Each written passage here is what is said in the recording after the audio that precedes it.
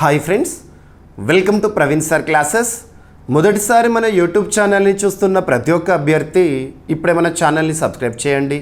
ఈ వీడియో గనక నచ్చినట్లయితే లైక్ చేయండి. మీ ఫ్రెండ్స్ అందరికీ, పోటీ పరీక్షలకు ప్రిపేర్ అవుతున్న ప్రతి ఒక్క ఆస్పిరెంట్కి ఈ వీడియో లింక్ని షేర్ చేయండి. ఇక ఈరోజు సెప్టెంబర్ 25, 2025 వార్తలు నిలిచిన జాతీయ, అంతర్జాతీయ, రాష్ట్రీయ అంశాల గురించి, వార్తలు నిలిచిన వ్యక్తులు, అవార్డులు, పుస్తకాలు, మరి క్రీడా సంబంధిత సమాచారం, ఒక్కొక్క అంశాన్ని వివరంగా తెలుసుకుందాం. అంతకంటే ముందుగా నిన్నటి డైలీ కరెంట్ అఫైర్స్ వీడియోలో అడిగిన ప్రశ్నకి వివరణతో కూడిన సమాధానాన్ని చూద్దాము. సో ఇక్కడ క్వశ్చన్ వచ్చేసి ఒక ఇంపార్టెంట్ డే పైన అడగడం జరిగింది. ఆల్రెడీ మన డైలీ కరెంట్ అఫైర్స్ వీడియోలో సెప్టెంబర్ 23న ఈ టాపిక్ని ఇన్ డీటెయిల్గా డిస్కస్ చేయడం జరిగింది. ప్రశ్నని మరొకసారి చూడండి. జాతీయ ఆయుర్వేద దినోత్సవం, నేషనల్ ఆయుర్వేద డే 2025 థీమ్ ఏంటి? Direct point. మరి మొట్టమొదటి ఆయుర్వేద దినోత్సవంను ఏ సంవత్సరంలో నిర్వహించడం జరిగింది? సో ఇది క్వశ్చన్. ఇక్కడ అబ్జర్వ్ చేస్తే సెప్టెంబర్ 23. సో గుర్తుపెట్టుకోండి ఈ డేట్ని. గతంలో ఆయుర్వేద దినోత్సవాన్ని ఏ తేదీన జరుపుకుంటారు అంటే ఒక తేదీని మనం సమాధానం చెప్పలేకపోయాము. మరి ఎప్పుడు జరుపుకునే వాళ్ళం అంటే దీపావళి పండుగ ఉంటుంది కదా, ఎవ్రీ ఇయర్ కూడా మనం దివాళీ ఫెస్టివల్ని చూస్తాము. దివాళీ ఫెస్టివల్కి ఒకరోజు ముందు ధన్వంతరి జయంతి అనేది మనం చూస్తాము. ఆ రోజునే ఆయుర్వేద దినోత్సవంగా జరుపుకుంటూ వచ్చాము 2016 సంవత్సరం నుండి. గుర్తుపెట్టుకోండి, 2016 సంవత్సరం నుండి.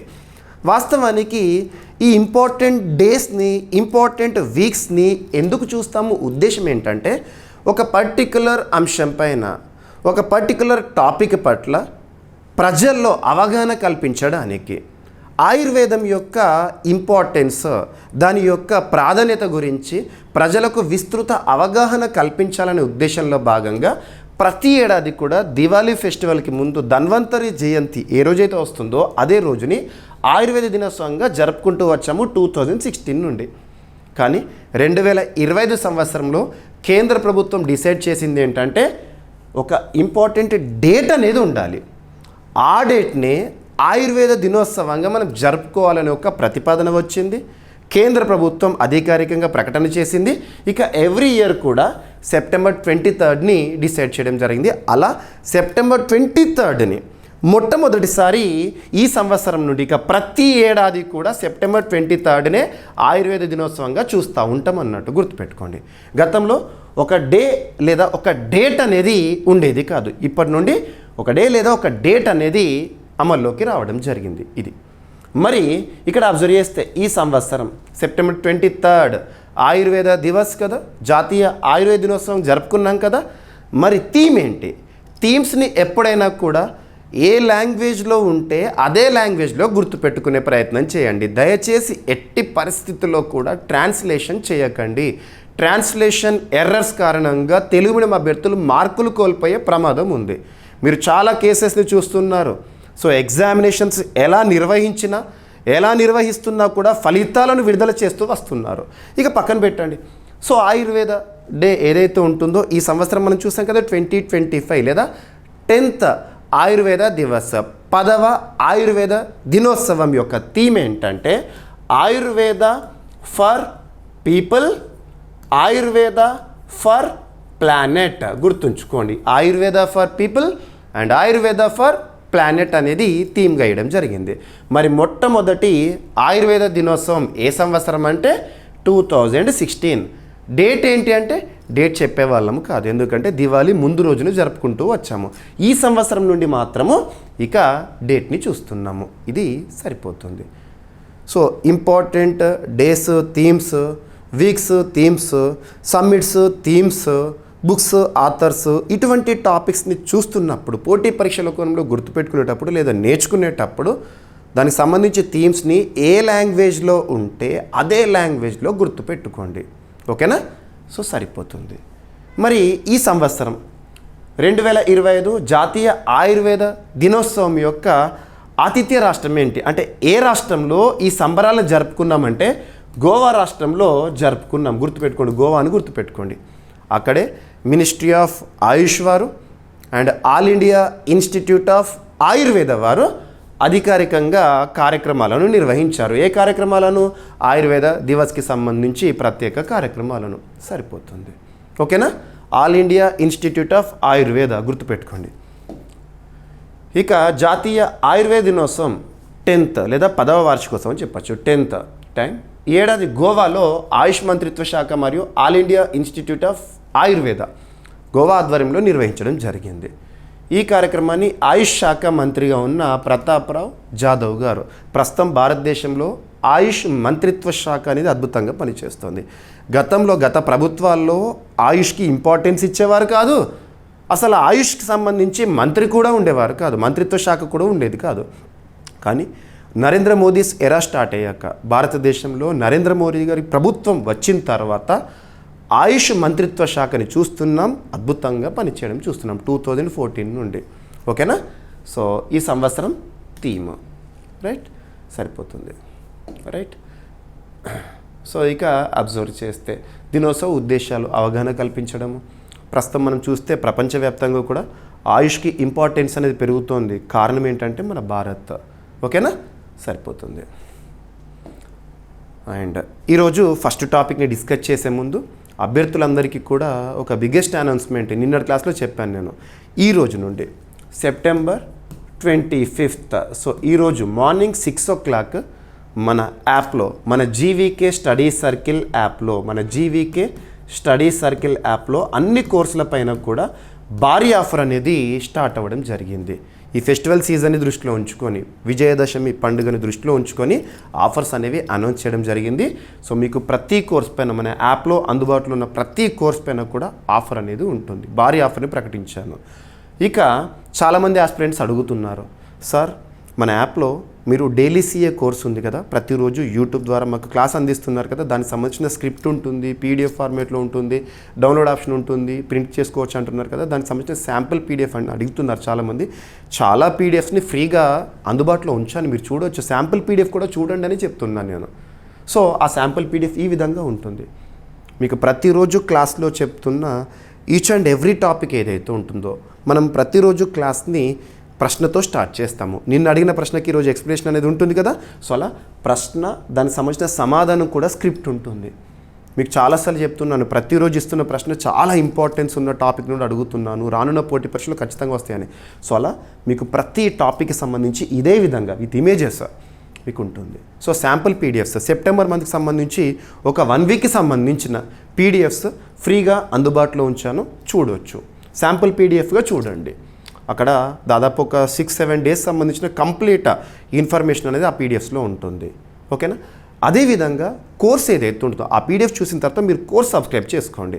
సో ప్రతి రోజుకి సంబంధించిన పీడిఎఫ్ అనేది అదే విధంగా ఉంటుంది. దాంతోపాటు డైలీ సీఏ కోర్స్లో మీకు కరెంట్ అఫైర్స్కి సంబంధించిన టెస్ట్ సిరీస్ అనేది ఉంటుంది. మనం చదివిన టాపిక్స్ ఎంతవరకు మనకు గుర్తుంటాయని చెప్పేసి తెలుసుకోవాలని చాలామందికి ఉంటుంది కదా. టెస్ట్లను రాయండి ప్రతి డేకి సంబంధించి. ఉదాహరణకి ఈరోజు సెప్టెంబర్ 25th అనుకోండి, సెప్టెంబర్ 25th సంబంధించి టెస్ట్ని అప్లోడ్ చేస్తాను. దాదాపు కనీసం ఒక 10-15, కొన్ని సందర్భాల్లో 20 క్వశ్చన్స్ ఉంటాయి ఆ విధంగా. ఓకేనా? ప్రతి టాపిక్ నుండి ఆల్మోస్ట్ మీకు క్వశ్చన్స్ అనేవి కవర్ చేస్తున్నాను. ఓకేనా? సో రాయండి. మీకు ఈ కోర్స్ ఏదైతే ఉంటుందో భారీ ఆఫర్లో అందుబాటులో ఉంది. ఓకేనా? ప్రతి కోర్సు CA 360 కానివ్వండి, CA 360 కోర్స్ లాంచ్ చేసిన తర్వాత ఇప్పటివరకు ఎప్పుడూ ఇవ్వనటువంటి ఆఫర్ ప్రైస్ని జస్ట్ 699 రూపీస్కే కోర్స్ మొత్తం కూడా అందుబాటులో ఉంచాను, CA 360 కోర్స్. ఇక ఇండియన్ పాలిటీ కోర్స్ కానివ్వండి, general studies test series course కానివ్వండి, ప్రతి ఒక్క కోర్స్ కూడా మీకు భారీ ఆఫర్ అనేది అందుబాటులో ఉంది. ఫస్ట్ యాప్ ఇన్స్టాల్ చేసుకోండి. మీరు ప్లేస్టోర్లో జీవీకే స్టడీ సర్కిల్ అని టైప్ చేయండి, మీకు యాప్ విజిబుల్ అవుతుంది, క్లిక్ చేసి ఇన్స్టాల్ చేసుకోండి. లేదంటే ఈ వీడియో కింద కామెంట్ బాక్స్లో ఫస్ట్ కామెంట్లో మన యాప్ లింక్ని పోస్ట్ చేస్తాను. ఆ లింక్ని క్లిక్ చేసైనా యాప్ని ఇన్స్టాల్ చేసుకోండి. ఓకేనా? మీరు కోర్సెస్ అన్నీ కూడా చూడవచ్చు. రైట్. సో ఇదే విధంగా మీకు ప్రతి ఒక్క పీడిఎఫ్ కూడా ఉంటుంది ఈచ్ అండ్ ఎవ్రీ డేకి సంబంధించి. ఇక ఈరోజు first topic. So GDP growth rate estimates అని చెప్పేసి తరచూ మనం చూస్తాం. భారతదేశం యొక్క వృద్ధి రేటును ఏ అంతర్జాతీయ సంస్థ లేదా మన భారతదేశానికి సంబంధించి జాతీయ స్థాయిలో ఏ ప్రముఖ సంస్థ ఏ విధంగా అంచనా వేస్తుంది ప్రస్తుత ఆర్థిక సంవత్సరంలో అని చెప్పేసి. GDP gross domestic product, it is the final value of all the goods and services that are produced within the boundaries of the particular country for the given financial year. ఒక ఆర్థిక సంవత్సర కాలంలో ఒక దేశ సరిహద్దు లోపల ఉత్పత్తి అయ్యే అంతిమ వస్తు సేవల విలువనే ఆ దేశ జీడిపిగా చూస్తాము. మరి వాల్యూ అనేది ఎందుకు పర్సెంటేజ్లో మనం చూస్తూ ఉంటాము? జీడిపి గ్రోత్ రేట్ పర్సెంటేజ్ ఎందుకు చూస్తామంటే కంపారేటివ్ స్టడీ లాస్ట్ టైంతో ఈసారి ఏ విధంగా ఉంది అలా చూస్తాం. కాబట్టి ఇప్పటికే మనం చాలా అంతర్జాతీయ సంస్థలు ఇచ్చిన ప్రెడిక్షన్స్ చూసాము. మన భారతదేశంలో ఆర్బీఐ ఇచ్చిన ప్రెడిక్షన్ ఇటువంటివన్నీ చూసాము. ఇక్కడ ఒక అంతర్జాతీయ సంస్థ organization for economic cooperation and development, OECD అంటాం. Organization for economic cooperation and development 1961లో స్థాపితమైన సంస్థ, ప్యారిస్ కేంద్రంగా పనిచేస్తున్న సంస్థ మన భారతదేశం యొక్క వృద్ధి రేటుని ప్రస్తుత ఆర్థిక సంవత్సరం అంటే 2025-26 ఆర్థిక సంవత్సరం మనము ఎకానమీలో ఫినాన్షియల్ ఇయర్ ఎలా స్టార్ట్ అవుతుంది? ఏప్రిల్ 1వ తేదీ నుండి. ఏప్రిల్ 1వ తేదీన స్టార్ట్ అయ్యి మార్చ్ 31తో ముగుస్తుంది. అంటే 2025 ఏప్రిల్ 1 నుండి 2026 మార్చ్ 31 వరకు మన వృద్ధి రేటు 6.7%గా ఉండబోతోందంట. ఈ ఆర్థిక సంవత్సరంలో మన వృద్ధి రేటు అని ఎవరు చెప్తున్నారు? ఓఈసీడీ. సో చూడండి, సరిపోతుంది. మీకు ప్రతిసారి చెప్తున్నాను, వార్తలు నిలుస్తున్న ఒక అంశాన్ని వార్తగా కాకుండా కరెంట్ అఫైర్స్గా నేర్చుకోవాలి అని చెప్పేసి. కరెంట్ అఫైర్స్గా నేర్చుకోవాలంటే వార్తల్లో కనిపిస్తున్న అంశాన్ని కన్సర్న్ సబ్జెక్ట్ లింక్ చేసుకోవాలి, కాన్సెప్ట్ నేర్చుకోవాలి. ఆ తర్వాత దానికి సంబంధించిన స్టాటిక్ పాయింట్స్ని అడిషన్ ఇవ్వాలి. ఇక్కడ చూడండి, మీరు కాన్సెప్ట్ అంటే జీడిపి అంటే ఏంటో డెఫినేషన్ చెప్పాను, ఎందుకు పర్సెంటేజ్లో చూస్తారని చెప్పాను, ఫినాన్షియల్ ఇయర్ అంటే ఏంటో చెప్పాను, and additional points GK points అంటే ఇక్కడ ఓఈసీడీ అంచనా అంటున్నాను. ఓఈసీడీ ఫుల్ ఫామ్ చెప్పాను, organization for economic cooperation and development. ఏ సంవత్సరంలో ఏర్పాటైంది? 1961 అని చెప్పాను. అండ్ ప్యారిస్ కేంద్రంగా పనిచేస్తుంది. ప్రస్తుతం ఓఈసీడీలో సభ్య దేశాలు ఎన్ని ఉన్నాయంటే 38 ఉన్నాయి. భారత్ ఓఈసీడీలో సభ్య దేశమా కాదా అంటే కాదు, సహకారం ఇస్తున్న దేశం అంతే. ఓకేనా, సరిపోతుంది. ఇలా చదవాలి. ఇలా చదివితే కరెంట్ అఫైర్స్ కోణంలో 100% సాధించడంతో పాటు జనరల్ స్టడీస్లో కూడా మ్యాక్సిమం స్కోర్ చేయగలుగుతాము, గుర్తుపెట్టుకోండి. ఓకేనా. సో ఇదే విధంగా మీకు ఇదంతా కూడా ఇన్ఫర్మేషన్ మళ్ళీ పీడిఎఫ్లో ఉంటుంది, చూడండి. ఓకేనా, సరిపోతుంది. రీసెంట్గా ఓఈసీడీ వారు ఇచ్చిన ఒక report, economic outlook interim report శీర్షిక finding the right balance in uncertain times అని ఒక నివేదిక. ఆ నివేదిక పేరు అడగకపోవచ్చు, కాకపోతే భారతదేశం యొక్క వృద్ధి రేటును ఏ విధంగా అంచనా వేసింది. గతంలో ఇదే ఓఈసీడీ ప్రస్తుత ఆర్థిక సంవత్సరం గాను 6.3 ఉంటుందన్నారు, కానీ ఇప్పుడు 6.7కి పెంచారు. కారణాలు ఏమై ఉండొచ్చు అంటే ప్రస్తుతం మనం చూస్తున్న దేశ ఆర్థిక వ్యవస్థ పరిస్థితులు అద్భుతంగా ఉంది, స్థిరంగా కొనసాగుతుంది. ప్రస్తుతం ప్రపంచంలో బలమైన ఆర్థిక వ్యవస్థల్లో భారతదేశం ముందుంటుంది. ఇటీవల జీఎస్టీ రీఫార్మ్స్ తీసుకువచ్చాము, ఇవన్నీ కూడా ఓకేనా దోహదం చేస్తే అంట.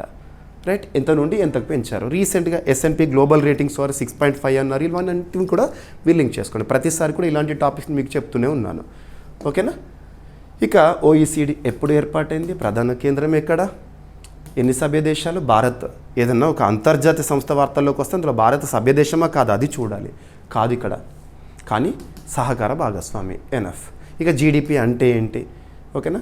GST goods and services tax July 1, 2017 అమలుకి వచ్చింది. ఎందుకు ఇక్కడ జిఎస్టీ గురించి చెప్పానంటే జిఎస్టీ రిఫార్మ్స్ అనేవి రీసెంట్గా September 22 అమల్లోకి వచ్చినాయి. సో జిఎస్టీ రిఫార్మ్స్ కూడా ఎకానమీ పైన చాలా ఇంపాక్ట్ని చూపిస్తుంది, పాజిటివ్ ఇంపాక్ట్ చూపిస్తుంది ఫ్యూచర్లో. ఇది ఒకటి. ఓకేనా, సరిపోతుంది. ఇక నెక్స్ట్ ఈరోజు ఎంత డేటు, September 25 కదా. సో September 25 ఈరోజు మార్నింగ్ భారత ప్రధాని నరేంద్ర మోదీ గారు ఒక సదస్సుని, అంతర్జాతీయ సదస్సుని ప్రారంభించడం జరిగింది. ఆ సదస్సు పేరేంటి? ఏదైనా ఒక సదస్సు, సమ్మిట్ లేదా కాన్ఫరెన్స్ గురించి మనం నేర్చుకునేటప్పుడు సదస్సు యొక్క పేరేంటి, ఆ సదస్సు ఎక్కడ నిర్వహణతో వార్తల్లోకి వచ్చింది, ఎప్పుడు, డేట్స్ లేదా డేస్, థీమ్ ఏంటి, మరి ఆ సదస్సును నిర్వహించేవారు లేదా నిర్వహిస్తున్నవారు ఎవరు, ఏ మంత్రిత్వ శాఖ, ఇవి చూస్తే సరిపోతుంది. ఒక 4 to 5 పాయింట్స్ అంతే. ఇక్కడ అబ్జర్వ్ చేస్తే వరల్డ్ ఫుడ్ ఇండియా సమ్మిట్, సదస్సు పేరే వరల్డ్ ఫుడ్ ఇండియా, అంటే ఆహార రంగానికి సంబంధించిన ఒక సదస్సు. మరి ఈ సదస్సును ఎవరు నిర్వహిస్తున్నారు అంటే భారత ప్రభుత్వ ఆధ్వర్యంలో ఒక మంత్రిత్వ శాఖ ఉంది, మినిస్ట్రీ ఆఫ్ ఫుడ్ ప్రాసెసింగ్ వారు నిర్వహిస్తున్నారు. ప్రస్తుతం చిరాగ్ పాస్వాన్ గారు కన్సర్న్ మినిస్టర్గా ఉన్నారు. మరి డేట్స్ 25 సెప్టెంబర్ ఈరోజు భారత ప్రధాని నరేంద్ర మోదీ గారు మార్నింగ్ ప్రారంభించారు, 28 వరకు జరుగుతుంది. మరి ఈ సదస్సు యొక్క థీమ్ ఏంటి, థీమ్ని ఎప్పుడైనా ఏ లాంగ్వేజ్లో ఉంటే అదే లాంగ్వేజ్లో చూడాలి. ప్రాసెసింగ్ ఫర్ ప్రాస్పరిటీ, ఎనఫ్, సింగిలే. ఓకేనా, ప్రాసెసింగ్ ఫర్ ప్రాస్పరిటీ, ఎనఫ్, సింపుల్గా ఉంది. రైట్. మరి వేదిక ఎక్కడ? న్యూఢిల్లీ, మన దేశ రాజధాని న్యూఢిల్లీలో భారత్ మండపం ఉంది కదా, అక్కడే చాలా అంతర్జాతీయ సదస్సులు సమావేశాలు జరుగుతున్నాయి. భారత మండపం వేదికగా ప్రారంభమైంది. Ministry of food processing and industries వారి ఆధ్వర్యంలో. ప్రస్తుతం ఈ మంత్రిత్వ శాఖకి కన్సర్న్ మినిస్టర్గా ఎవరున్నారు? చిరాగ్ పాస్వాన్ గారు ఉన్నారు. ఏదైనా ఒక మంత్రిత్వ శాఖ గురించి చెప్తున్నప్పుడు కన్సర్న్ మినిస్టర్ ఎవరో కూడా చెప్తున్నాను. ఏ ఒక్క పాయింట్ కూడా మిస్ చేయకూడదు మనము. ఓకేనా. ఇక అబ్జర్వ్ చేస్తే వరల్డ్ ఫుడ్ ఇండియా సమ్మిట్, ఇది ఆహార రంగానికి సంబంధించి పెట్టుబడులను ఆకర్షించడం. సో ఫుడ్ ప్రాసెసింగ్ రిలేటెడ్గా పెట్టుబడులను ఆకర్షించడము, స్టార్టప్స్ని ప్రోత్సహించడము, సాంకేతికత, సస్టైనబిలిటీ పరంగా భారత్ను ప్రపంచానికి పరిచయం చేసే ఒక అంతర్జాతీయ వేదిక. ఓకేనా, భారత్ను ఫుడ్ ప్రాసెసింగ్ హబ్గా ప్రమోట్ చేయడానికి ఈ కాన్సెప్ట్ని వరల్డ్ ఫుడ్ ఇండియా సమ్మిట్, ఇటువంటి సమ్మిట్స్ని 2017లో ప్రారంభించాము. అబ్జర్వ్ చేయండి. ఈ సంవత్సరం జరుగుతున్న వరల్డ్ ఫుడ్ ఇండియా సమ్మిట్ ఎన్నవ ఎడిషన్ అన్నారు అనుకోండి. ఎన్నవ ఎడిషన్ 2025 ఎన్నవ ఎడిషన్ అంటే 4th ఎడిషన్, 4వసారి జరుగుతుంది. మొదటిసారి ఎప్పుడు జరిగిందంట? 2017లో జరిగింది. సో 2017. సెకండ్ ఎడిషన్ ఏమో 2023లో జరిగింది.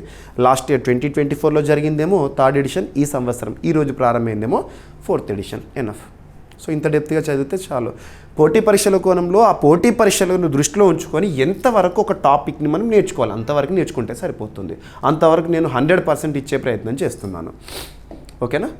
సో ముఖ్య ఉద్దేశాలు, ఈ సదస్సు యొక్క ముఖ్య ఉద్దేశాలు ఏంటంటే ఫుడ్ ప్రాసెసింగ్ రంగంలో దేశీయ విదేశీ పెట్టుబడులను ప్రోత్సహించడము. ఓకేనా. ఫార్మ్ టు ఫోర్క్ లింకేజెస్ మరియు విలువ సంశ్లేషణను బలోపేతం చేయడము. ఇవన్నీ ఆహార రంగానికి సంబంధించి భారత్ను ఫుడ్ బాస్కెట్ ఆఫ్ ద వరల్డ్గా చేయడం కోసము సరిపోతుంది. మరి వరల్డ్ ఫుడ్ ఇండియా సదస్సులో అంతర్గతంగా లేదా అంతర్లీనంగా ఇంకా కొన్ని సదస్సులు కూడా జరగబోతున్నాయి, కొన్ని మీటింగ్స్ జరగబోతున్నాయి. ఏంటేంటి అంటే ఒకటి 3rd global food regulator summit కూడా ఇందులో భాగంగా జరుగుతుంది. వరల్డ్ ఫుడ్ ఇండియా సమ్మిట్లో భాగంగా ఇదొకటి కూడా జరుగుతుంది, 3rd edition. Next 24th India international sea food show కూడా ఇందులో భాగంగా జరుగుతుంది. ఈ నిర్వహణ సంస్థలు ఎవరెవరు నిర్వహిస్తారని చెప్పేసి food safety standards authority of India వారేమో 3rd global food regulator summit నిర్వహిస్తారు ఈ వరల్డ్ ఫుడ్ ఇండియా సమ్మిట్లో భాగంగా. Next 24th India international see food షోనేమో SEAI సంస్థ. ఆ తర్వాత రివర్స్ బయర్ సెల్లర్ మీట్, దీన్ని APEDA, agriculture and processed foods exports development authority, ministry of commerce పరిధిలోని విభాగము వారు నిర్వహిస్తారు. సరిపోతుంది. ఎగ్జాంపుల్ ఇవి కూడా అడగవచ్చు. ఓకేనా. సో ఇవన్నీ కూడా ఇందాక మీకు చెప్పాను కదా, మంత్రిత్వ శాఖ, ministry of food processing industries and food safety and standards authority of India 2008 ఇయర్లో ఏర్పాటైంది. ఈ సంస్థ ministry of health and family welfare పరిధిలో పనిచేస్తుంది. గుర్తుంచుకోండి, కొన్ని కేంద్ర ప్రభుత్వ శాఖలను ఇచ్చేసేసి లేదా డిపార్ట్మెంట్స్ని ఇచ్చి దానికి నోడల్ మినిస్ట్రీ ఏ మంత్రిత్వ శాఖ పరిధిలో పనిచేస్తే అని కూడా అడుగుతారు, గుర్తుపెట్టుకోండి. ఇక అపెడా మినిస్ట్రీ ఆఫ్ కామర్స్ పరిధిలో పనిచేస్తే భారతదేశంలో వ్యవసాయ రంగానికి సంబంధించిన ఉత్పత్తులను ఎగుమతులను ప్రోత్సహించే సంస్థ. ఇక SEAI సీ ఫుడ్ షో అని చెప్పాను కదా, అంతర్గతంగా జరుగుతుంది ఒక సదస్సు అని. Sea food exporters association of India వారు నిర్వహిస్తారు. సరిపోతుంది. ఇక నెక్స్ట్ రక్షణ రంగానికి సంబంధించి పోటీ పరీక్షల కోణంలో రక్షణ రంగానికి సంబంధించి ఇంపార్టెన్స్ పెరుగుతూ వస్తుంది. మనం ప్రతిరోజు అట్లీస్ట్ 1 టాపిక్, అప్పుడప్పుడు 2, 3, 4 టాపిక్లను కూడా డిస్కస్ చేస్తున్నాం. ఎందుకు డిస్కస్ చేస్తున్నాం? వార్తల్లో ఉంటున్నాయి కాబట్టి. రక్షణ రంగానికి సంబంధించి వార్తలు నిలుస్తున్న విన్యాసాలు, defence imports, defence reports, defence acquisition council తీసుకుంటున్న నిర్ణయాలు, రక్షణ రంగ ఒప్పందాలు అండ్ రక్షణ రంగానికి సంబంధించి తయారవుతున్న ఉత్పత్తులు, వీటిపైన క్వశ్చన్స్ అడుగుతారు. ఇక్కడ ఒక విన్యాసం అనేది వార్తల్లోకి వచ్చింది. అక్టోబర్ 1st వీక్లో జరగబోతోంది. మధ్యప్రదేశ్ రాష్ట్ర ఆతిథ్యంలో లేదా మధ్యప్రదేశ్లో జరగబోతున్న ఒక విన్యాసం. సో త్రిసేనల సంయుక్త సైనిక విన్యాసము మన భారతదేశానికి సంబంధించింది. ముఖ్యంగా డ్రోన్ సాంకేతికత పట్ల సైనిక రంగంలో ప్రత్యేకంగా ఒక శిక్షణా కార్యక్రమంగా దీన్ని చూడవచ్చు. ఇటీవల మనం ఇలాంటివి చాలా చూస్తున్నాం రక్షణ రంగానికి సంబంధించి. ఈగల్ ఇన్ ద ఆర్మ్స్ అని చెప్పేసేసి ఇటువంటివి. ఓకేనా. సో ఇక్కడ అబ్జర్వ్ చేస్తే ఎక్సర్సైజ్ కోల్డ్ స్టార్ట్ అనే ఒక విన్యాసము. సో త్రిసేనల లేదా త్రిసేనల సంయుక్త సైనిక విన్యాసము. ఓకేనా. సో త్రిసేనల అనొచ్చు, ట్రై సర్వీసెస్ లేదా త్రిసేవల అని కూడా అనొచ్చు. ఓకేనా. మనకు త్రివిధ దళాలు ఆర్మీ, నేవీ, ఎయిర్ ఫోర్స్ చూస్తూ ఉంటాం కదా. ఇక భారత్ అక్టోబర్ 2025లో, సో కమింగ్ మంత్లో మధ్యప్రదేశ్ రాష్ట్రంలో ఎక్సర్సైజ్ కోల్డ్ స్టార్ట్ పేరుతో భారీ త్రిసేవల డ్రోన్ సైనిక విన్యాసంని నిర్వహించబోతోంది. ఇది ఆపరేషన్ సింధూర్ తర్వాత అంత పెద్ద ఎత్తున జరగబోయే ఒక అంతర్గత లేదా అత్యంత పెద్ద ఒక కౌంటర్ డ్రోన్ విన్యాసంగా గుర్తింపు పొందనుందంట. భారత సైన్యం, నావికాదళం, వాయుసేన త్రిసేనలు అన్నాను, అందుకే త్రిసేనలు లేదా త్రిసేవలు, ఓకేనా, వారు నిర్వహించే ఒక విన్యాసము. డ్రోన్లు, unmanned air vehicles. So drones అన్నా యూఏవీస్ అన్నా ఒక్కటే. The dependency on drones is increasing now days. మానవుడు మానవరహిత విమానాలపైన ఆధారపడడం పెరుగుతూ వస్తుంది. సో వీటికి సంబంధించి ప్రత్యేకంగా వాటి సామర్థ్య పరీక్షలు అన్నీ కూడా ఇక్కడ చేస్తూ ఉంటారు, ఓకేనా, సరిపోతుంది. ఇటీవల మనం చూసాము ఆపరేషన్ సింధూర్ May 7th, 2025 ప్రారంభమైంది కదా. ఆ సమయంలో పాకిస్తాన్ మన పైన డ్రోన్లతో అటాక్ వచ్చింది, వాటిని మనం కౌంటర్ చేసేసాము. సో డ్రోన్ల పైన రక్షణ రంగంలో చాలా వరకు కూడా వార్తలు చూస్తున్నాం మనం, రైట్, సరిపోతుంది. అక్టోబర్లో జరగబోతోంది, రైట్. ఇక అన్మాన్డ్ ఏరియల్ వెహికల్స్ అంటే ఏంటి, ఇవన్నీ కూడా మీకు బేసిక్గా చాలాసార్లు చెప్తున్నాను. ప్రతి పదానికి సంబంధించి వివరణ ఇచ్చే ప్రయత్నం చేస్తున్నాను, ఓకేనా. మిగతా ఏదైతే స్క్రిప్ట్ ఎనఫ్ అనుకుంటానో వాటిని మీరు మళ్ళీ ఒకసారి పీడిఎఫ్లో చూస్తే సరిపోతుంది. నేను ఎక్స్ప్లెయిన్ చేసిన తర్వాత పీడిఎఫ్లో చూడండి, సరిపోతుంది, ఓకేనా. ఇక మొట్టమొదటి, అతిపెద్ద, అతి చిన్న, తొలి ఇలాంటి ప్రత్యేక పదాలతో కూడిన కరెంట్ అఫైర్స్ని మనం సూపర్లేటివ్ టాపిక్స్గా డిస్కస్ చేస్తున్నాం. సూపర్లేటివ్సా? సో ఇక్కడ ఒక సూపర్లేటివ్ టాపిక్. ఇటీవల మన రక్షణ శాఖ మంత్రి, మినిస్ట్రీ ఆఫ్ డిఫెన్స్, ప్రస్తుతం కన్సర్న్ మినిస్టర్గా ఎవరున్నారు, రాజ్నాథ్ సింగ్ గారు. తను మొరాకో పర్యటన చేశారు, మనం చూసాము మొరాకో. అండ్ ఏదైనా దేశ పర్యటన చేసినప్పుడు ఆ మ్యాప్ కూడా మీకు చూపిస్తున్నాను. లొకేషన్ ఇంపార్టెంట్, ఏ ఖండంలో ఉంది, దాని రాజధాని ఏంటి, కరెన్సీ ఏంటి, ఇవన్నీ బేసిక్స్ ఇస్తున్నాను, చెప్తాను అవన్నీ. సో మొరాకో దేశ పర్యటనలో భాగంగా మన భారతదేశానికి సంబంధించిన ఒక ఇనాగ్రేషన్ చేశారు. భారతదేశం యొక్క తొలి విదేశీ రక్షణ తయారీ కేంద్రం, అంటే విదేశాల్లో మన భారతదేశానికి సంబంధించిన మొట్టమొదటి తయారీ కేంద్రం, మ్యానుఫ్యాక్చరింగ్ యూనిట్ని ఏ దేశంలో ప్రారంభించారు రీసెంట్గా అంటే మొరాకోలో. సో ఏ సంస్థ సహకారంతో ప్రారంభించారు అంటే టాటా సంస్థ. సో ఇక్కడ చూడండి, historic mile stone, India opens first overseas, విదేశాల్లో మొట్టమొదటి డిఫెన్స్ మ్యానుఫ్యాక్చరింగ్ ప్లాంట్ని ఏ దేశంలో ఏర్పాటు చేశారు. ఇటువంటి చూడాలి మనం. ఇటీవల మనం అబ్జర్వ్ చేస్తే అటల్ ఇన్నోవేషన్ సెంటర్ మొట్టమొదటి విదేశీ క్యాంపస్ అనేది ఐఐటి ఢిల్లీ అబుదాబి క్యాంపస్లో ఏర్పాటైంది. మొట్టమొదటి ఐఐటి క్యాంపస్ ఏ దేశంలో ఏర్పాటైంది, ఇటువంటివి అడుగుతారు.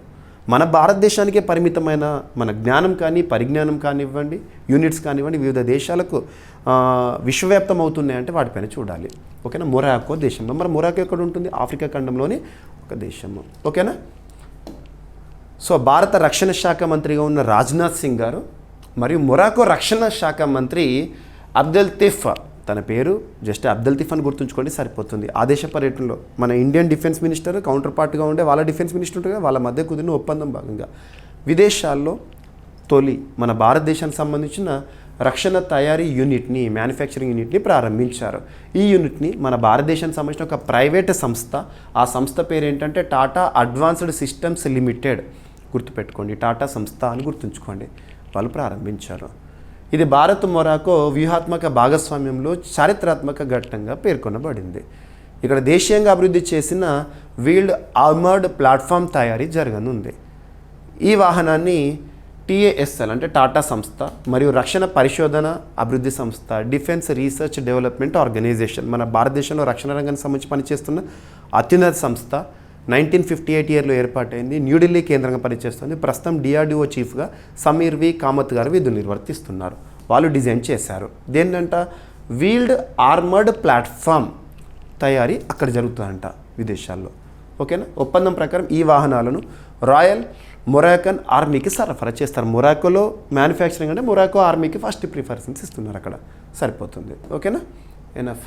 So Tata advanced systems limited 2007 ఇయర్లో స్థాపితము. ప్రధాన కార్యాలయం వచ్చేసి హైదరాబాద్. సో ఏం తయారు చేస్తారు, రక్షణ వాహనాలు ఇటువంటివి. ఇక DRDO ఎప్పుడు ఏర్పాటైంది. ఇక భారత్ ఆఫ్రికా రక్షణ సహకారం చూస్తే, భారత్ ఆఫ్రికాలో ఐక్యరాజ్య సమితి శాంతి భద్రతా మిషన్లలో, పీస్ కీపింగ్ మిషన్స్ అంటాం కదా, అతిపెద్ద కాంట్రిబ్యూటర్ అంట. ఇక మొరాకోతో రక్షణ ఉత్పత్తి భాగస్వామ్యం ఆఫ్రికాలో భారత ప్రభావాన్ని బలోపేతం చేస్తుంది. ఓకేనా. సో మొరాకోతో రక్షణ రంగ ఒప్పందం అనేది రీసెంట్గా జరిగింది. ఇదే పర్యటనలో భాగంగా మేము చూద్దాం. ఫస్ట్ ఇక్కడ మొరాకో లొకేషన్ చూడండి. సో మొరాకో ఆఫ్రికా ఖండంలోని ఒక దేశము, right. So north Atlantic ocean ఆ ప్రాంతానికి సరిహద్దును కలిగి ఉంది, తీరరేఖ కలిగి ఉన్న దేశం. భారత్ మొరాకో రక్షణ సహకారంపై ఒప్పందాలు జరిగినాయి. ఆ ఒప్పందాలు ఏంటో చూడండి. అంతకంటే ముందు మొరాకో గురించి కొన్ని బేసిక్స్. మొరాకో రాజధాని వచ్చేసి రబాట్. మొరాకో కరెన్సీ వచ్చేసి మొరాకన్ దిరామ్. మొరాకన్ దిరామ్. ఓకేనా. ఇక భారత్ మొరాకో సంబంధాలు అనేవి 1957 ఇయర్లో ప్రారంభమైనవి. దౌత్య సంబంధాలు గుర్తుపెట్టుకోండి. భారత్ ప్రస్తుతం ప్రపంచంలోని ప్రతి దేశంతో సత్సంబంధం కొనసాగిస్తుంది. ఇప్పుడు మొరాకో వార్తల్లోకి వచ్చింది కాబట్టి మొరాకోతో భారత్ ఏ సంవత్సరంలో సంబంధాలు ప్రారంభించింది. మనకి ఇంటర్నేషనల్ రిలేషన్స్ ఇటువంటివి ఇంపార్టెంట్. ప్రధాన సహకార రంగాలు ఈ రెండు దేశాల మధ్య వేటి విషయంలో అంటే ఫాస్ఫేట్ ఎరువులు, వాణిజ్యం, సమాచార సాంకేతికత, సాంస్కృతిక మార్పిడి. మొరాకో భారతదేశానికి ఫాస్ఫేట్ల ప్రధాన సరఫరాదారంట. ఓకేనా. మరి ఇప్పుడు వార్తల్లోకి వచ్చింది ఏంటి? రక్షణ రంగ ఒప్పందం ఏంటంటే రక్షణ శాఖ మంత్రి రాజ్నాథ్ సింగ్ గారు మరియు మొరాకో రక్షణ మంత్రి అబ్దెల్ తెఫా సంతకాలు చేశారు. ఒక ఒప్పందాన్ని కుదుర్చుకున్నారు. ఆ ఒప్పందం ప్రకారము ఇరు దేశాల మధ్య బలమైన సంస్థాగత వ్యవస్థ ఏర్పడనుందంట. రక్షణ పరిశ్రమలో సహకారము, సంయుక్త మిలిటరీ విన్యాసాలు, శిక్షణ సామర్థ్య నిర్మాణం బలోపేతం కానున్నాయి. సరిపోతుంది. ఒప్పందం కింద ఇరు దేశాలు సమగ్ర రోడ్ మ్యాప్పై అంగీకారాలు తెలిపారు. అవేంటంటే కౌంటర్ టెర్రరిజం, తీవ్రవాదాన్ని అడ్డుకట్ట వేయాలి ఇరు దేశాలు కలిసి, సముద్ర భద్రత అండ్ సైబర్ రక్షణ, శాంతి భద్రతా దళాల మిషన్స్, మిలిటరీ మెడిసిన్, నిపుణుల మార్పిడి. సో ఇవన్నీ కూడా ఒప్పందంలో భాగము, రైట్. ఇక మన తెలుగు రాష్ట్రమైన ఆంధ్రప్రదేశ్ రాష్ట్రానికి సంబంధించి ఇటీవల ఎర్రమట్టి దిబ్బల గురించి మనం తరచూ వార్తలు చూస్తున్నాం. వైజాగ్ భీమిలి బీచ్ వద్ద ఉండే ఎర్రమట్టి దిబ్బలు అని చెప్పేసి మనం last September 14th daily current affairs వీడియోలో డిస్కస్ చేసాము. సెప్టెంబర్ 14th ఆ టైంలో. అంతెందుకు మీకు ఈరోజు ఫ్రీ పీడిఎఫ్స్ కొన్ని శాంపుల్ పీడిఎఫ్స్ అందుబాటులో ఉంచానని చెప్పాను కదా. అందులో యునెస్కోకి సంబంధించి ఒక టాపిక్ ఉంటుంది, చూడండి, ఫ్రీ పీడిఎఫ్లో ఉంటుంది. ఓకేనా. సో ఇక్కడ అబ్జర్వ్ చేస్తే ఎర్రమట్టి దిబ్బలకు హైకోర్టు రక్షణ ఆదేశాలు. ఇటీవల ఎర్రమట్టి దిబ్బలు ఎందుకు వార్తలకు వచ్చింది ఒకసారి ఆలోచించండి. UNESCO, United Nations Educational Scientific Cultural Organization, UNESCO Paris కేంద్రంగా పనిచేస్తున్న సంస్థ. 1945 నవంబర్ 16th ఏర్పాటైన సంస్థ. రీసెంట్గా మన భారతదేశానికి సంబంధించిన 7 ప్రాంతాలను, చారిత్రక ప్రాముఖ్యత ఉన్న ప్రాంతాలను యునెస్కో టెంటేటివ్ జాబితాలో ఈ సెప్టెంబర్ మంత్లో చేర్చింది. ఇప్పటి వరకు యునెస్కో టెంటేటివ్ లిస్ట్ మన భారతదేశానికి సంబంధించి 3 సార్లు వార్తల్లోకి వచ్చింది ఈ సంవత్సరంలో. ఒకసారి మార్చిలో 6 గుర్తింపు, ఒకసారి జూన్లో 1, నెక్స్ట్ రీసెంట్గా సెప్టెంబర్ మంత్లో 7. మొత్తం కలిపితే ఈ ఇయర్లో 14. అందులో మనము సెప్టెంబర్లో 7 యునెస్కో తాత్కాలిక జాబితాలో చోటు పొందినాయి అన్నాయి కదా. అందులో ఎర్రమట్టి దిబ్బలు ఉన్నాయి మన ఆంధ్రప్రదేశ్ రాష్ట్రానికి సంబంధించి, అండ్ తిరుమల కొండ ప్రాంతాలు ఉన్నాయి. ఇవన్నీ కూడా చూసాము. ఇప్పుడు యునెస్కోకి సంబంధించి ఒక అంతర్జాతీయ గుర్తింపు ఎర్రమట్టి దిబ్బలకు దక్కింది కాబట్టి వీటి ప్రొటెక్షన్ అనేది ఇంపార్టెంట్. మన దేశంలోని అత్యున్నత చట్టమైన రాజ్యాంగంలో part 4 of Indian constitution, part 4 4వ భాగము దేని గురించి తెలుపుతుంది? ఆదేశిక సూత్రాలు, directive principles of state policy. అంటే ఏంటి? These are the directives that are given to the government that is ruling us by Indian constitution. మనల్ని పరిపాలించే ప్రభుత్వాలు పాటించాల్సిన అధికారాలు, నిర్వర్తించాల్సిన బాధ్యతలు ఆదేశిక సూత్రాలుగా మనం నేర్చుకుంటాము. ఆర్టికల్ 36 నుండి 51 వరకు. అందులో ఆర్టికల్ 49 మీకు ఐడియా ఉంటుంది. చారిత్రక ప్రాంతాలు, పురాతన కట్టడాలు, మన సంస్కృతి, వారసత్వం, చరిత్రకు నిదర్శనంగా నిలువుటద్దంగా ఉండే ప్రాంతాలను ప్రొటెక్ట్ చేయడం అనేది మన రాజ్యం యొక్క బాధ్యత. గుర్తుపెట్టుకోండి. సో ఇప్పుడు అబ్జర్వ్ చేస్తే ఏపీ హైకోర్టు కీలక ఆదేశాలు జారీ చేసింది. ఎర్రమట్టి దిబ్బలు అనేవి అంతర్జాతీయ ప్రాముఖ్యతగా మనం వార్తలు చూసాం సెప్టెంబర్ మంత్లో. మరి వీటి ప్రొటెక్షన్ కోసము ప్రత్యేక చర్యలు తీసుకోండి అని చెప్పేసి ఆదేశాలు జారీ చేసింది. ఓకేనా. ఆ చర్యలు ఏం తీసుకోవాలట అంటే చూద్దాము. విశాఖపట్నం, సో వైజాగ్, విశాఖపట్నం జిల్లా భీమునిపట్నం మండలం నేరెళ్లవలస గ్రామంలో ఉన్న ఎర్రమట్టి దిబ్బలు ఒక ప్రాచీన సాంస్కృతిక వారసత్వ స్థలంగా గుర్తించబడ్డాయి. ఇవి యునెస్కో ప్రపంచ వారసత్వ సంపదగా తాత్కాలిక జాబితాలో గుర్తింపు పొందిన కారణంగా హైకోర్టు ఆక్రమణ నుండి ఎంక్రోచ్మెంట్, మన దగ్గర ఏమన్నా ఉందా అంటే ఒక మంచి ప్రాంతం ఉందా అంటే ఎంక్రోచ్మెంట్ అనేది జరుగుతూ ఉంటుంది ఎక్కడైనా, ఏపీ అయినా తెలంగాణ అయినా ఎక్కడైనా కూడా. మరి కబ్జాలు జరగకుండా ఈ ప్రాంతాన్ని ప్రొటెక్ట్ చేయాలని చెప్పేసేసి ఓకేనా. మరి హైకోర్టు ఆదేశాలు ఏమి ఇచ్చింది అంటే, ఏపీ హైకోర్టు కాంక్రీట్ రాళ్లతో కంచె ఏర్పాటు చేయాలని స్పష్టించి, అంత గోడ కట్టమని చెప్తున్నారు చుట్టుపక్కల. క్షేత్రస్థాయి పరిస్థితులపై నివేదిక సమర్పించాలని కమిటీకి ఆదేశించారు. జియోలాజికల్ సర్వే ఆఫ్ ఇండియా మరియు ఆంధ్రప్రదేశ్ రెవెన్యూ శాఖ నుంచి ఇద్దరేసి ఉన్నతాధికారులతో ఒక కమిటీని ఏర్పాటు చేసింది. ఎర్రమట్టి దిబ్బల పరిరక్షణ కోసం ఏపీ హైకోర్టే ఒక కమిటీని వేశారు. ఈ కమిటీ దిబ్బల హద్దులను సర్వే చేసి ఖరారు చేయాలి. ఎర్రమట్టి దిబ్బలు ఎంత విస్తీర్ణంలో ఉన్నాయి, ఆ సరిహద్దును ఖరారు చేయాలి. చేసి ఆ చుట్టూ మొత్తం కూడా ఒక గోడ లాంటి నిర్మాణము చేపట్టాలంట. తదుపరి విచారణను నవంబర్ మొదటి వారానికి వాయిదా వేసింది. ఎర్రమట్టి దిబ్బల పరిరక్షణ కోసం సరిపోతుంది. సో ఏపీ ఎగ్జామినేషన్తో ఖచ్చితంగా అడుగుతారు. తెలంగాణ అభ్యర్థులు కూడా గుర్తుపెట్టుకోవాలి, ఎందుకంటే ఇప్పుడు జాతీయ స్థాయి అంశం, ఇది నేషనల్ ఇష్యూ. ఎర్రమట్టి దిబ్బల ప్రాముఖ్యత మీ అందరికీ తెలుసు. రీసెంట్గా నేను సెప్టెంబర్ 14 ఆ టైంలో యునెస్కో టెంటేటివ్ లిస్టులో చోటు పొందిన ఆ 7 గురించి చెప్పాను. అందులో ఒకటిది. సో బౌద్ధ ధర్మ సాంస్కృతిక పరంపరతో సంబంధం ఉన్న పురావస్తు ప్రాంతము. ఓకేనా, సరిపోతుంది. ఇక జియోలాజికల్ సర్వే ఆఫ్ ఇండియా భారతదేశంలో 1851 ఇయర్లో ఏర్పాటైంది. కోల్కతా కేంద్రంగా పనిచేస్తుంది. మినిస్ట్రీ ఆఫ్ మైనింగ్ పరిధిలో పనిచేస్తుంది. మినిస్ట్రీ ఆఫ్ మైన్స్ అంటే ప్రస్తుతం కన్సర్న్ మినిస్టర్గా మన తెలుగువారు, తెలంగాణ వారైన కిషన్ రెడ్డి గారు విధులు నిర్వర్తిస్తున్నారు. ఇక ఆంధ్రప్రదేశ్ గురించి ఒక టాపిక్ చూసాం కాబట్టి ఆంధ్రప్రదేశ్కి సంబంధించి ఇంకొక టాపిక్ని ఇక్కడ లింక్ చేద్దాము. ఆంధ్రప్రదేశ్లో ప్రస్తుతం అమలవుతున్న salt education related important SALT salt కార్యక్రమాలపై ప్రపంచ బ్యాంకు ప్రశంసించిందంట. ప్రపంచ bank, world bank Washington DC కేంద్రంగా పనిచేస్తుంది. వరల్డ్ బ్యాంకుకి ప్రస్తుతం చీఫ్గా లేదా వరల్డ్ బ్యాంక్ చరిత్రలోనే 14th ప్రెసిడెంట్గా లేదా చీఫ్గా అజయ్ బంగా గారు విధులు నిర్వర్తిస్తున్నారు. తను భారతీయ మూలాలు ఉన్న వ్యక్తి. సో వరల్డ్ బ్యాంక్ ప్రశంసించిందంట ఆంధ్రప్రదేశ్లో విద్యా సంబంధిత అమలవుతున్న సాల్ట్ ప్రోగ్రామ్ గురించి. సో ఫస్ట్ సాల్ట్ అంటే ఏంటి చూడండి. సాల్ట్ అంటే ఉప్పు కాదు. Supporting Andhra's learning transformation salt. So విద్యా సంబంధిత కార్యక్రమం ఆంధ్రప్రదేశ్లో ప్రపంచ బ్యాంకు సహకారంతో అమలవుతున్న కార్యక్రమం.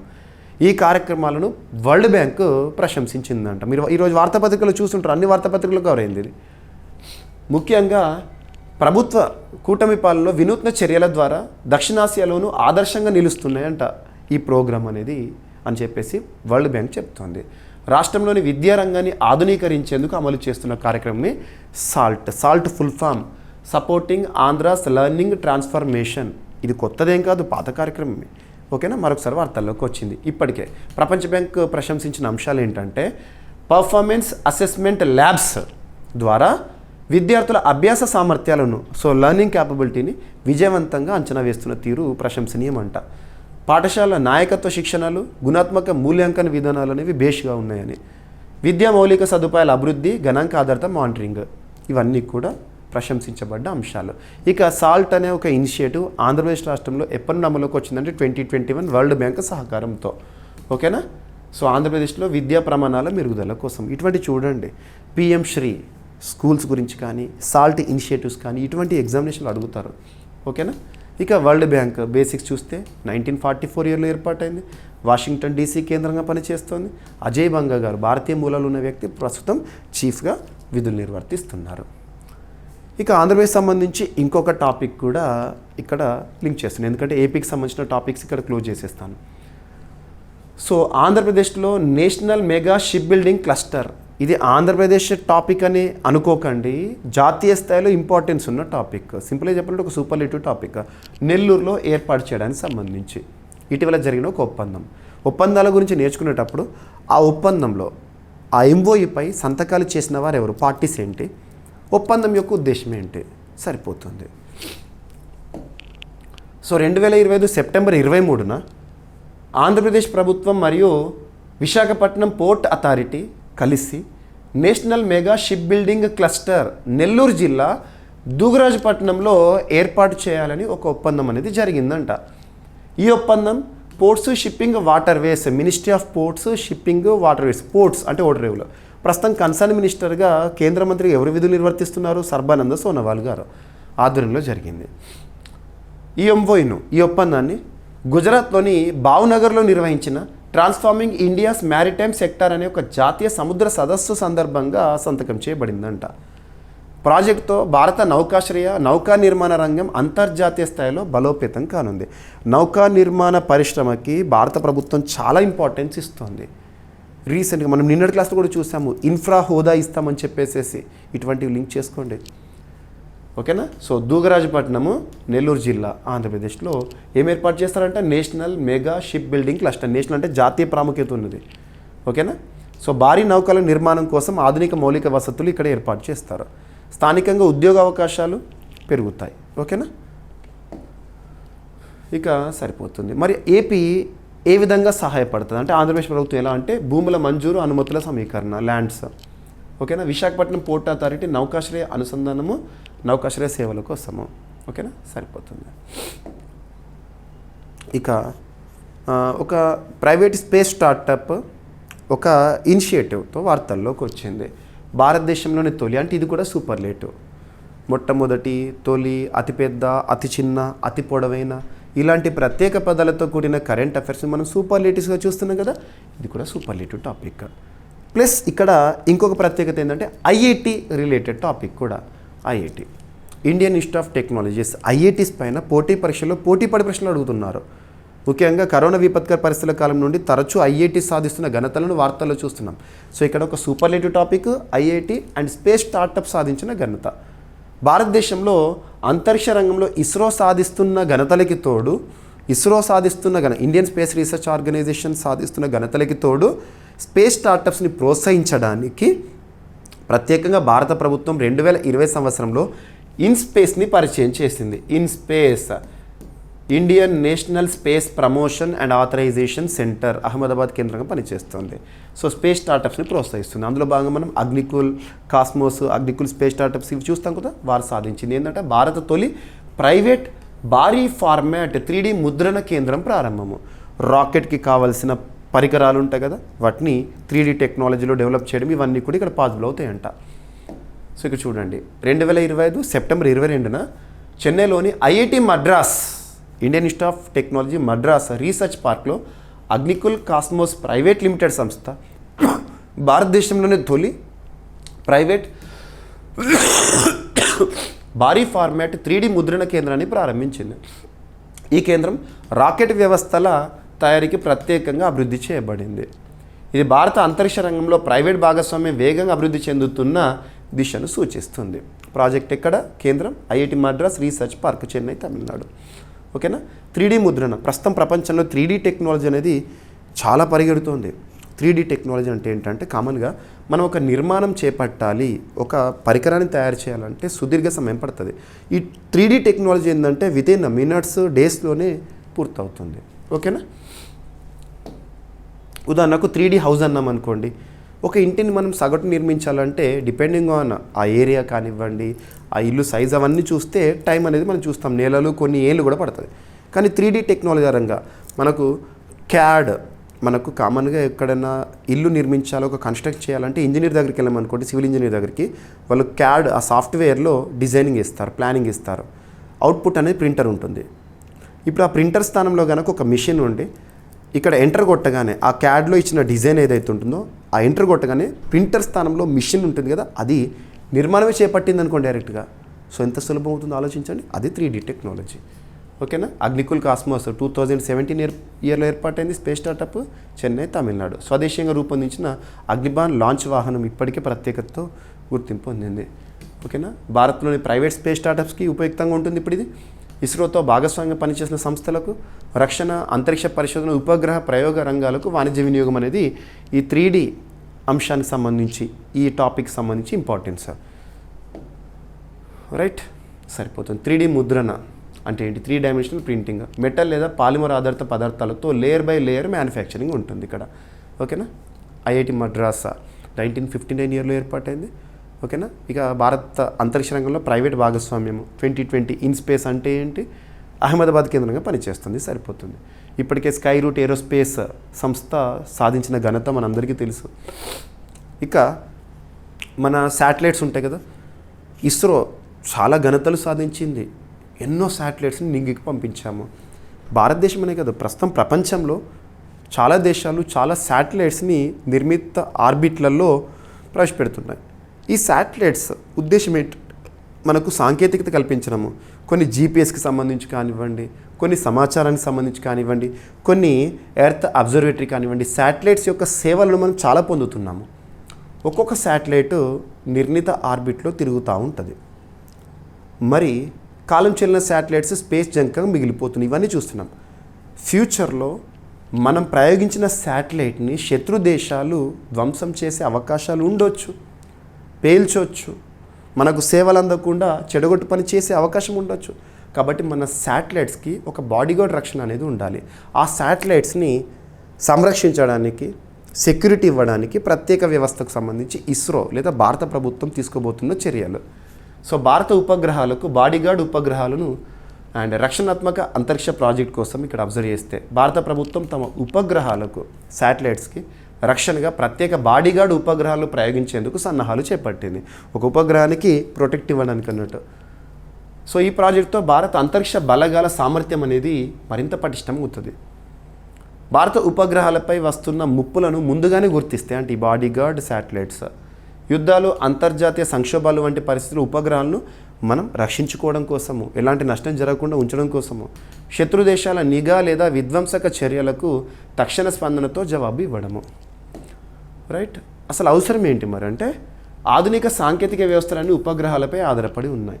మనం ఉపగ్రహాల ద్వారా మనకు సెల్ ఫోన్ సిగ్నల్స్ కానీ, ఇంటర్నెట్ స్పీడ్ ఇవన్నీ చూస్తూ ఉంటాము. Mobile communication, navigation, GPS and banking లావాదేవీలు, వాతావరణ సూచనలు, రక్షణ అండ్ శాస్త్ర సాంకేతిక నెట్వర్క్స్ ఇవన్నీ కూడా. గతంలో మరి ఇలాంటి ముప్పేమైనా జరిగిందా మన ఉపగ్రహాలకు సంబంధించి అంటే, గతంలో భారత ఉపగ్రహాలు ఇతర దేశాల ఉపగ్రహాలకు కిలోమీటర్ దూరంలో చేరి ప్రమాదం త్రుటిలో తప్పిన ఉదాహరణలు ఉన్నాయి. 2024లో 500 నుండి 600 కిలోమీటర్ల ఎత్తులో భారత ఉపగ్రహం ఒకే విదేశీ ఉపగ్రహానికి 1 కిలోమీటర్ కంటే తక్కువ దూరంలో వచ్చింది. నిఘా లేదా శక్తి ప్రదర్శన కోసం శత్రు దేశాలు ఉద్దేశపూర్వకంగా మన ఉపగ్రహాల సమీపానికి వస్తున్న సంఘటనలు నమోదైనాయి. గతంలో 2024లో ఎక్కువగా చూసాము. అటువంటి వాటిని దృష్టిలో ఉంచుకొని మరి ఈ బాడీగార్డ్ టెక్నాలజీ అనేది ప్రాజెక్ట్ కోసము 270 కోట్ల రూపాయలను కేటాయిస్తారంట భారత ప్రభుత్వము. ఓకేనా. 50 బాడీగార్డ్ నిఘా ఉపగ్రహాలను కక్షలో ప్రవేశపెట్టాలన్న ప్రణాళిక చేస్తున్నారు భారత ప్రభుత్వము. ఓకేనా, సరిపోతుంది.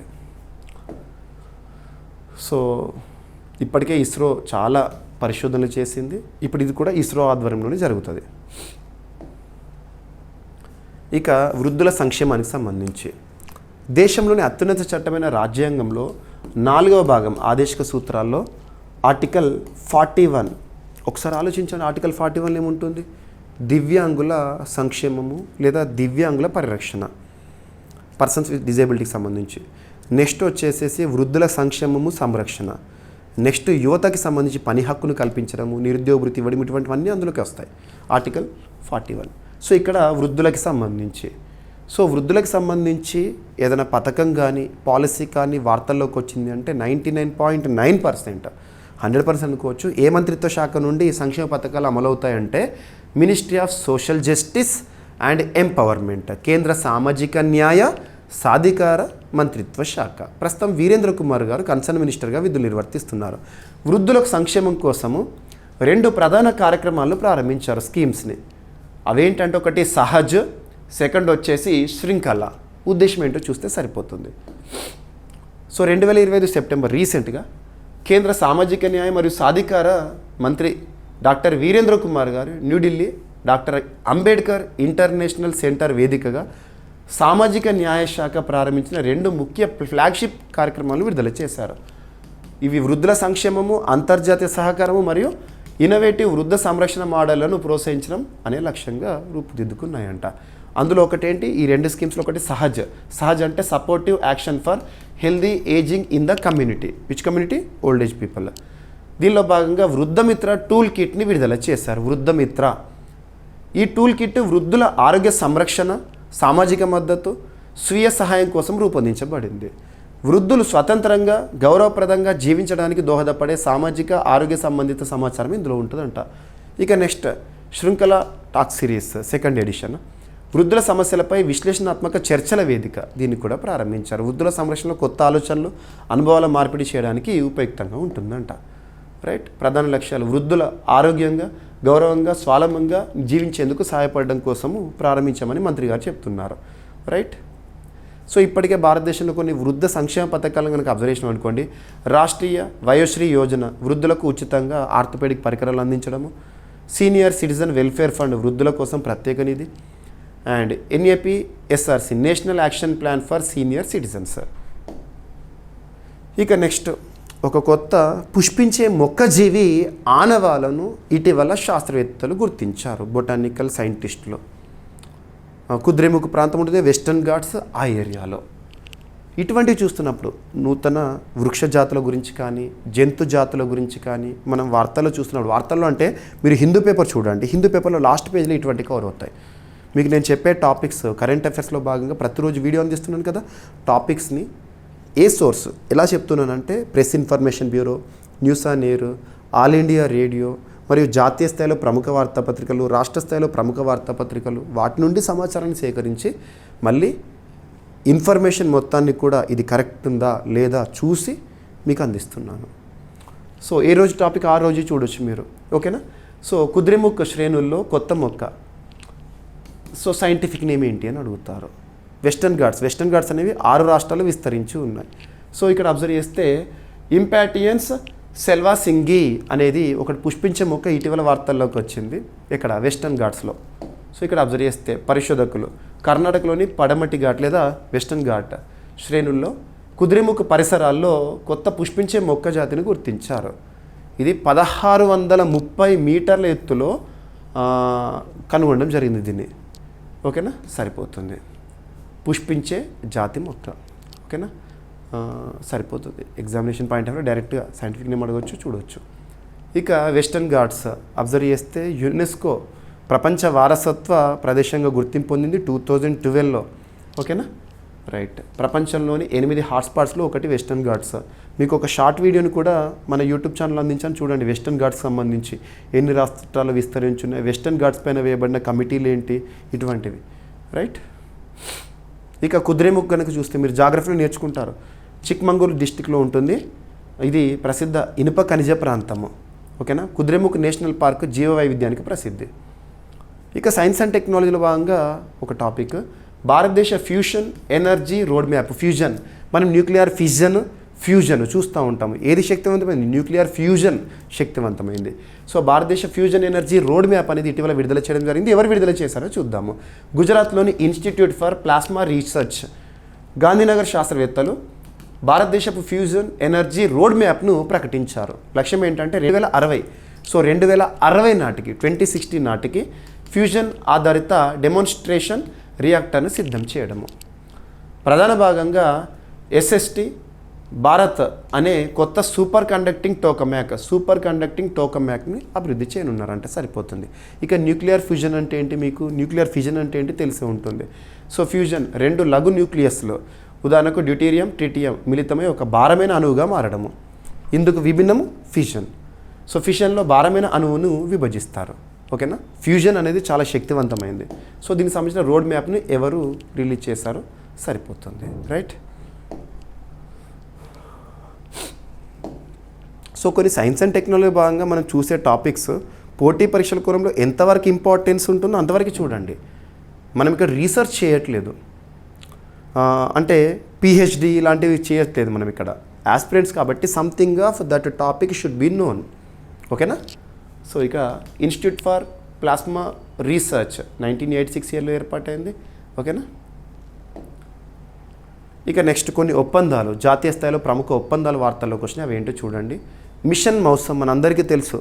వాతావరణంలో ఖచ్చితత్వాన్ని అంచనా వేయడం కోసము జనవరి 2025లో ప్రారంభించడం జరిగింది. IMD ప్రత్యేక సంబరాల సందర్భంగా భారత ప్రధాని గారు ప్రారంభించారు మిషన్ మౌసము. సో దానికి సంబంధించి మిషన్ మౌసం కింద 2 ప్రత్యేక కేంద్రాల ఏర్పాటుకు సంబంధించి ఒక ఒప్పందం అనేది వార్తల్లోకి వచ్చింది. ఆ ఒప్పందం చూడండి. ఒప్పందంలో పార్టీస్ ఎవరు? ఫస్ట్ 2025 సెప్టెంబర్ 23న మినిస్ట్రీ ఆఫ్ ఎర్త్ సైన్సెస్కు చెందిన national centre for medium range weather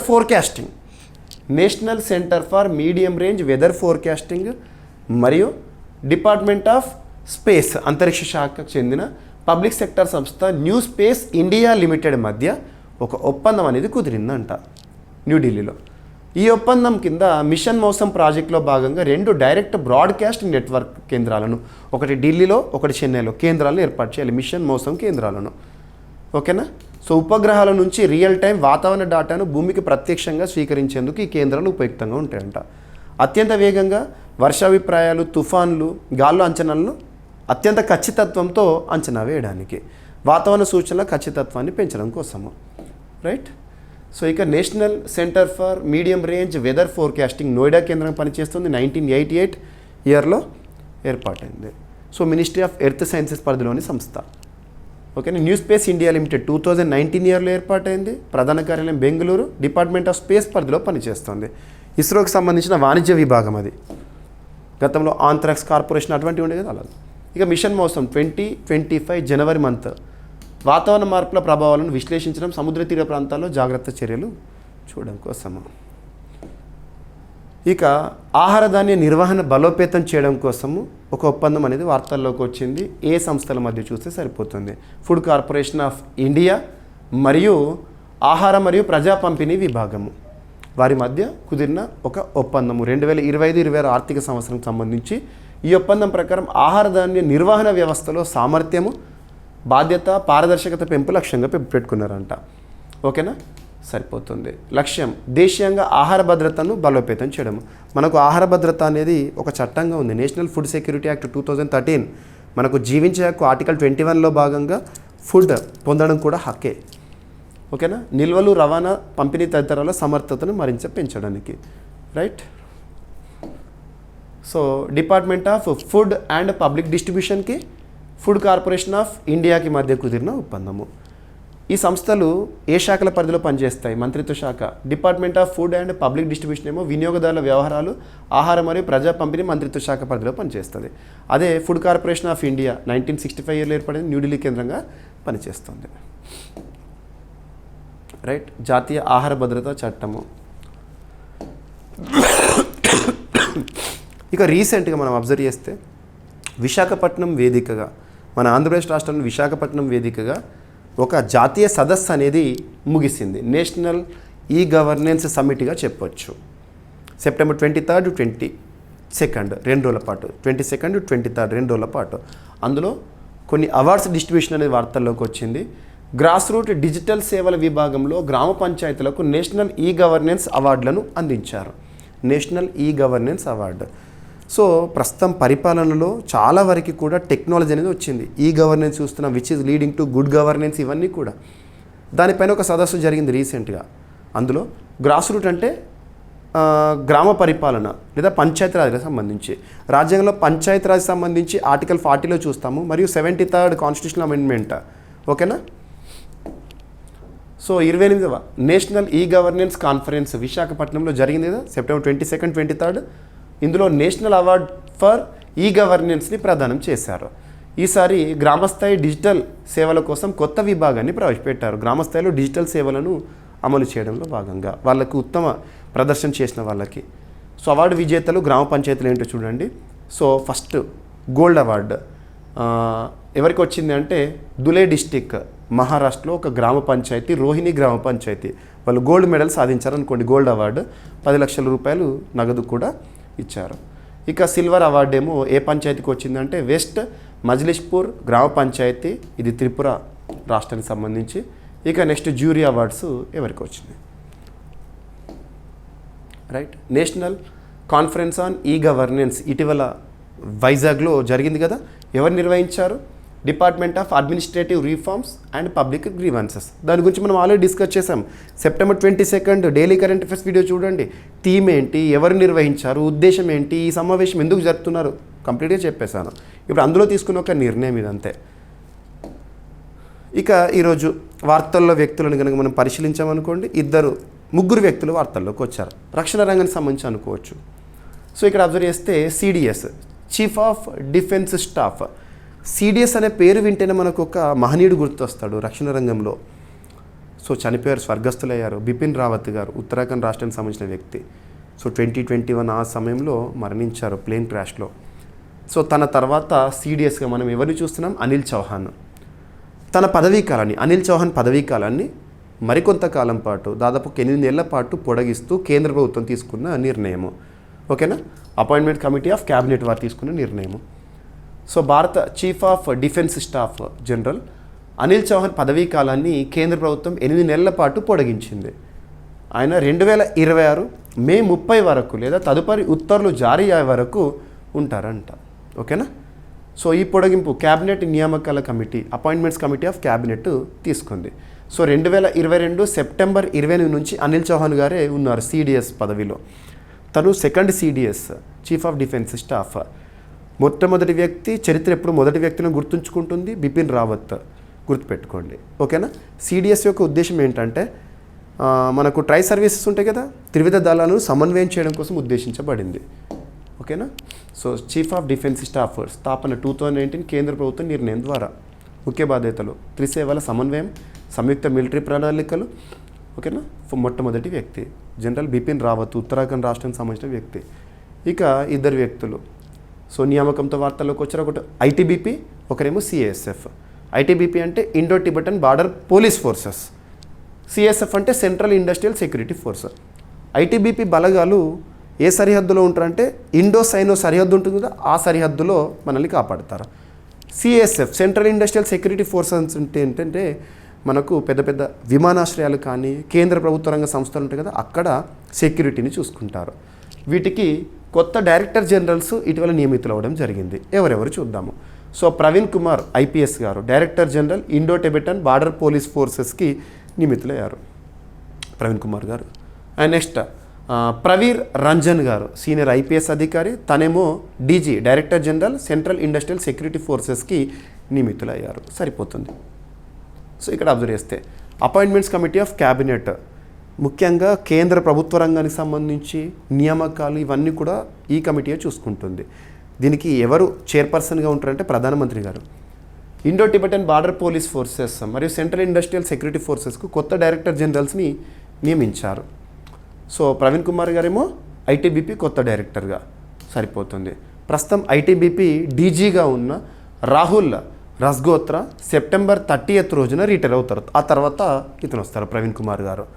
ఇక ప్రవీర్ రంజన్ గారు సిఎస్ఎఫ్ కొత్త డైరెక్టర్ జనరల్గా నియమితులవ్వడం జరిగింది. ప్రస్తుతం సిఎస్ఎఫ్ డీజీగా ఉన్న రజ్విందర్ సింగ్ గారు రిటైర్మెంట్ అవుతారు ఈ మంత్తో. ఆ తర్వాత ప్రవీర్ రంజన్ గారు వస్తారు. ఓకేనా, సో ఐటీబీపీ 24th October 1962 అప్పుడు ఏర్పడింది. 1962 అంటే ఇండో సైనో బార్డర్లో కాల్పుల విరమణ ఒప్పందము. ప్రధాన కార్యాలయం న్యూఢిల్లీ. ఇక సిఎస్ఎఫ్ 1969లో ఏర్పడి న్యూఢిల్లీ కేంద్రంగా పనిచేస్తుంది. Appointments committee of the cabinet ప్రధాని ఆధ్వర్యంలో పనిచేసే ఒక వింగ్. ఇక ఈరోజు క్వశ్చన్ ప్రతి ఒక్కరి సమాధానం ఇవ్వండి. మీకు ప్రతిరోజు అడుగుతున్న ప్రశ్న ఎంత ఇంపార్టెన్స్ ఉన్న టాపిక్ అంటే రానున్న ఏ పోటీ పరీక్ష అయినా, ఏ స్థాయి పోటీ పరీక్ష అయినా పలానా అంశాల నుండి తప్పనిసరిగా ప్రశ్నలు వస్తాయని వేటినైతే నేను భావిస్తున్నానో వాటిని ప్రతిరోజు ఒకటి చొప్పున క్వశ్చన్ అడుగుతున్నాను. మీకు సగం ఆన్సర్ తెలిసినా పర్లేదు, రాంగ్ అనిపించినా పర్లేదు, కామెంట్ బాక్స్లో ఇవ్వండి సమాధానము. అండ్ వీడియో పట్ల మీ ఫీడ్బ్యాక్ ఇవ్వండి. ఒక లైక్, మీ సపోర్ట్, ఎంకరేజ్మెంట్ని లైక్ రూపంలో తెలియజేయండి. సో క్వశ్చన్ వచ్చేసి దేశంలోని తొలి గ్రామీణ గార్బేజ్ కేఫ్ ఇటీవల వార్తలు నిలిచింది. ఆ గ్రామం పేరేంటి? ఆ గార్బేజ్ కేఫ్ ఏ గ్రామంలో, ఇది ఏ రాష్ట్రంలో ఉంది ఈ కేఫ్? ఓకేనా, ప్రత్యేకత ఏంటి? పర్యావరణ పరిరక్షణలో భాగంగానే అర్థం చేసుకోవచ్చు. ఇక ఈరోజు టాపిక్స్ని మనం క్విక్ రివిజన్ చేస్తే ఫస్ట్ అభ్యర్థులకు మరొకసారి చెప్తున్నాను, మన యాప్ ఇన్స్టాల్ చేసుకోండి. అన్ని కోర్సులపైన భారీ ఆఫర్ ఉంది. మన అభ్యర్థుల కోసము ప్రయోజనార్థం కోసము ప్రత్యేకంగా మన సెప్టెంబర్ మంత్కి సంబంధించి కొన్ని శాంపుల్ పీడిఎఫ్స్ని కూడా ఫ్రీగా మన యాప్లో అందుబాటులో ఉంచాను. చూడండి, శాంపుల్ పీడిఎఫ్స్ చదవండి. ఓకేనా, మీకు ఎంత క్లారిటీ ఉంటుందో చూడొచ్చు. సో ఇక ఫస్ట్ టాపిక్ ఓఈసీడీ అంచనా భారతదేశం యొక్క వృద్ధి రేటు ప్రస్తుత సంవత్సరంలో ఏ విధంగా ఉంటుంది? 6.7% అని చెప్పేసి. World food India summit so ఈరోజు ప్రారంభమైంది దేశ రాజధాని న్యూఢిల్లీ వేదికగా. సో థీమ్ ఏంటి, ఎవరు నిర్వాహకులు చూడండి. ఇక ఎక్సర్సైజ్ కోల్డ్ స్టార్ట్ సో త్రిసేవల సంయుక్త సైనిక విన్యాసం అనేది మధ్యప్రదేశ్లో అక్టోబర్లో జరగబోతోంది. ఉద్దేశం ఏంటి? అండ్ భారత్ తొలి విదేశీ రక్షణ తయారీ కేంద్రాన్ని ఇటీవల ఎక్కడ ప్రారంభించడం జరిగిందంటే మొరాకో దేశంలో. నెక్స్ట్ భారత్ మొరాకో రక్షణ సహకార ఒప్పందం అనేది వార్తల్లోకి వచ్చింది. అండ్ ఎర్రమట్టి దిబ్బల సంరక్షణ కోసము ప్రత్యేకంగా హైకోర్టు చొరవ. అండ్ ఆంధ్రప్రదేశ్లో అమలవుతున్న విద్యా సంబంధిత కార్యక్రమం సాల్ట్ కార్యక్రమాలపై ప్రపంచ బ్యాంకు ప్రశంసల వర్షం కురిపించింది. ఆంధ్రప్రదేశ్లో national mega ship building cluster ఏర్పాటు నెల్లూరులో జరగబోతోంది. అండ్ అగ్నికుల్ కాస్మోస్ భారత తొలి ప్రైవేట్ భారీ ఫార్మాట్ 3D ముద్రణ కేంద్రం ప్రారంభం ఐఐటి చెన్నైలో. అండ్ భారత ఉపగ్రహాలకు బాడీగార్డ్ ఉపగ్రహాల ప్రాజెక్ట్ అనేది వార్తల్లోకి వచ్చింది. భారత ప్రభుత్వం తీసుకున్న కీలక నిర్ణయం. అండ్ వృద్ధుల సంక్షేమం కోసం వార్తల్లోకి వచ్చిన 2 initiatives ministry of social justice and empowerment పరిధిలో. అండ్ వెస్టర్న్ ఘాట్స్లో కొత్త మొక్క లేదా పుష్పించే జాతి మొక్క ఆనవాలు. నెక్స్ట్ భారతదేశ ఫ్యూజన్ ఎనర్జీ రోడ్ మ్యాప్ అనేది ఇటీవల విడుదలైంది. అండ్ మిషన్ మౌసం కింద 2 DB నెట్ కేంద్రాలు ప్రారంభం అని చెప్పేసి. అండ్ భారత ఆహార ధాన్య నిర్వహణ బలోపేతం విషయంలో ఒక ఒప్పందం కుదిరింది. అండ్ గ్రాస్ రూట్ డిజిటల్ సేవల విభాగంలో గ్రామ పంచాయతీలకు నేషనల్ గవర్నెన్స్ అవార్డులు. And CDS chief of defence staff Anil Chauhan గారి పదవీ కాలము పొడిగింపు అని చెప్పేసి. And ITBP CISF new director generals నియామకం. ఇక ఈరోజు ప్రశ్న, దేశంలోని తొలి గ్రామీణ గార్బేజ్ కేఫ్ ఇటీవల వార్తలు నిలిచింది. ఆ గ్రామం ఏంటి? ఆ గ్రామం ఏ రాష్ట్రంలో ఉంది? సో ప్రతి ఒక్కరు సమాధానం ఇవ్వండి.